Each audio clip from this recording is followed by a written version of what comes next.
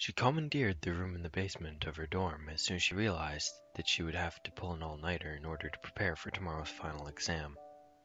Her roommate, Jenna, liked to get to bed early, so she packed up everything she thought she would need and went downstairs to study. And study.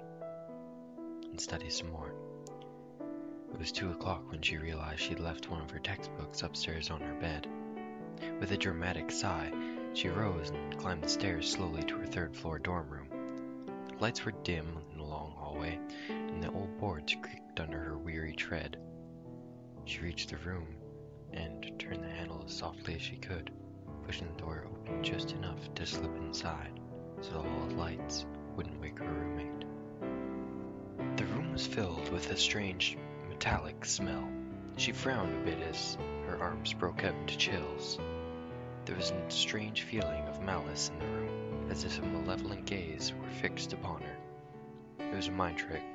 The all-nighter was catching up with her. She could hear Jenna breathing on the far side of the room, a heavy sound, almost as if she had been running. Jenna must have picked up a cold during the last tense week before finals. She crept along the wall until she reached her bed, groping among the covers for her stray history textbook. In the silence, she could hear a steady drip, drip, drip sound. She sighed silently. Facilities would have to come and fix the sink in the bathroom. Again. Her fingers closed on the textbook. She picked it up softly and withdrew from the room as silently as she could. Relieved to be out of the room, she hurried back downstairs, collapsed into an overstuffed chair, and studied until 6 o'clock. She finally decided that was enough.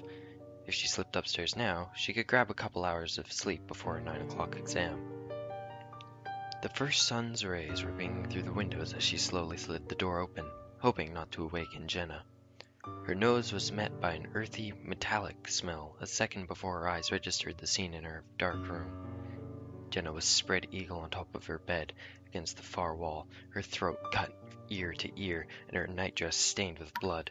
2 drops of blood fell from the saturated blanket with a drip noise that sounded like a leaky faucet. Scream after scream poured from her mouth, but she couldn't stop herself any more than she could cease wringing her hands. All along the hallway, doors slammed and footsteps came running down the passage. Within moments, other students had gathered in her doorway, and one of her friends gripped her arm with a shaking hand and pointed a trembling finger towards the wall. Her eyes widened in shock at what she saw. Then she fainted into her friend's arms. On the wall above her bed, written in her roommate's blood, were the words, "Aren't you glad you didn't turn on the light?"